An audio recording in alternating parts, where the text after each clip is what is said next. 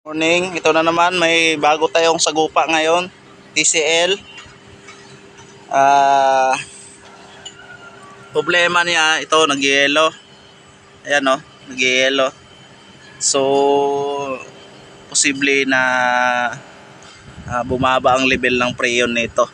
Ay napansin tayo na bakat ng langis, ito, may mga langis-langis dito sa valve na ito. Possible na nandyan yung leak. Kaya check natin 'yan. Before natin lagyan ng mataas na pressure na galing sa compressor ay i-pump down muna natin para ma-leak natin kung saan banda yung leak. Yan. Ang brand TCL. Sikas na.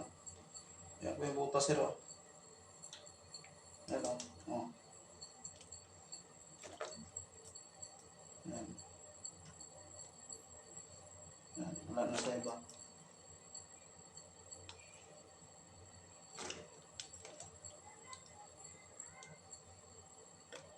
Yan, okay na. Yan, okay. Yan, ito sir, kanina yung leak nandito. Yan, ang ginawa natin, binilding na natin lahat. Ito naka-welding na yan. Oh. Yan, naka-welding na yan lahat. Yan, naka-bracing, kumbaga. Yan. Pati dito.